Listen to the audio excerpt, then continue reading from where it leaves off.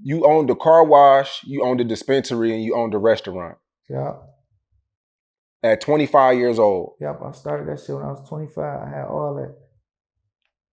You don't see too many 25-year-olds, especially like rappers and even like street cats. You know, Instagram's so powerful these days. You see a lot of these cats, you know, that are 25 years old, blowing it on jewelry Yeah. and, you know, clothes, designer. All But when I heard frivolous you shit. say that, yeah, when I heard you say that, I was like, all right, this cat a little different. And then you talk about a lot of entrepreneurship in your music too. But when I heard that you were actually doing it, I'm like, yo, this guy different, you know. So speak about owning, like what made you decide to get into that? Because a lot of, you know, African Americans at that age, we're not even thinking about that.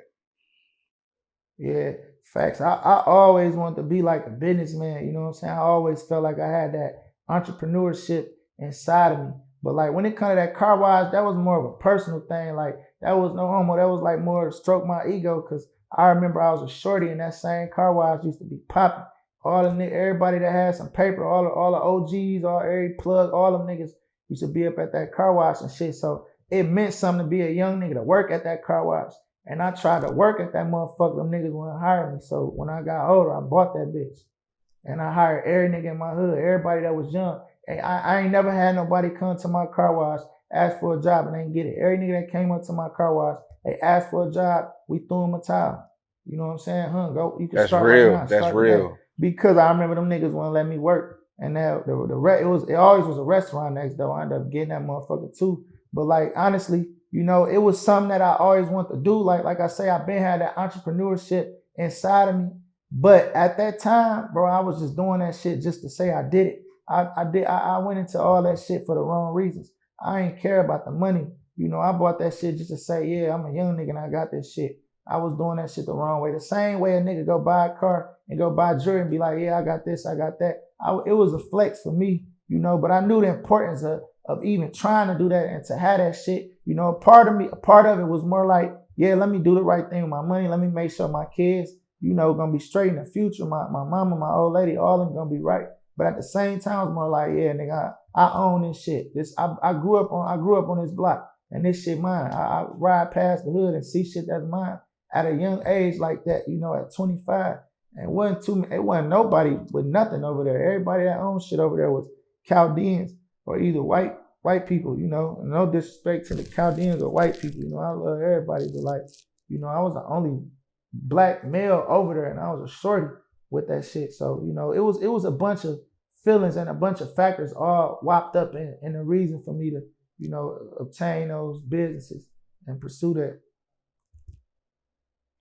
Right. But you also you prayed God to not take it away from you, but it was something that you kind of like, you were talking to God and you were like, yo, like, you know, I don't really want to like take it away from me. Like, I don't really want to do this shit. That Like, really happened. explain that situation. That really happened, bro. I was on 19 Mile in Garfield on my way to the crib. It was just that day, like it was so much shit going on. My restaurant had just got raided. You know, the dispensary had got raided. My car wash, all of them got raided in the same day. I had got 13,000 took from me, which was my employees' money at my restaurant that I was getting ready to pay them, and it was all hundreds. Came straight out the Chicken Talk bank account. I showed, you know, receipt for all that, but I had some weed on me, and legally, you know, they can confiscate whatever it is you got on you if you got like some drugs and shit on you. And at the time, you know, I didn't have no marijuana card. So, you know, they like I say, I ain't get jerked out of nothing that happened to me. But, you know, outside of that going on with the police, it was just so many weird niggas coming up there riding past that motherfucker. Like, you know, then you got everybody that, all that fake love niggas in my ear like, saying they'll do this for me, they'll do that for me. And, you know, if you got any problems, bro, so all that shit, bro, that shit just, I got irritated, bro. You know what I'm saying? And family, friends, motherfuckers ask you and, you know, wanting shit and everybody thinking you got way more than what you got, bro. Like, it was just too much and shit. And I took a step back and I was high too and I just looked. I'm like, man, I got on 5 chains up here, rolling on both wrists. You know, I got 60 racks in my truck. You know what I'm saying? I got like 4 bowls in that motherfucker, bro. I got all my other cars on the side of this bitch. We up here drinking lean, we smoking weed. niggas on some extra shit. Everybody got something to prove. Everybody wanna do a favor. Everybody, it's just that shit was just too much, bro. On top of all that just happening. So, after they raided, obviously it wasn't nothing in there. They kept it moving. We stayed up there kicking it and shit. And it was just like, man, I had just had my baby. My daughter Navy, she wasn't no more than 2 weeks old. And it was just like, dog, like I know I grinded for this shit. I know I wanted this shit, but this way too much, bro. Like it wasn't about the pressure. Nigga can handle pressure. Like I say, I ain't had no ops or nothing, so it wasn't no pressure on me. You know what I mean? Even with the police, like that shit wasn't no pressure to me. It was just the energy, bro. It was too much shit. I'm like, man, I'm young, bro. I got a lot of shit. I can't maintain this shit, bro. I don't know how to. I'm trying to maintain 3 businesses, keep a rap career, and hustle at the same time, and focus and be sane. All that, it's too much, bro. And I pulled over and I just told God, like, man, it's too much. I don't want all this. Too much. I want to do it different. I want to switch it up a little bit. And the drugs played a big part in that. You know what I'm saying? Nigga high off weed, Xannies, liquor, all that shit.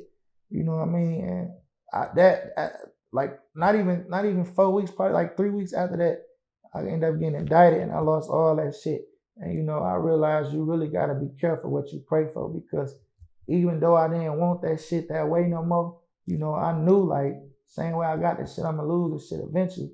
Not even thinking negative. It's just, the vibes, the energy. I watched this shit a million times, seen this shit growing up. I seen niggas live that life that I was living before me a million times. And I watched how that shit ended. That shit ain't never end well. That shit don't never end well. You know what I'm saying? So at least I felt like it wasn't gonna end well for me. But like, I prayed to God to not have that, but I also wasn't prepared for the consequences of losing that shit.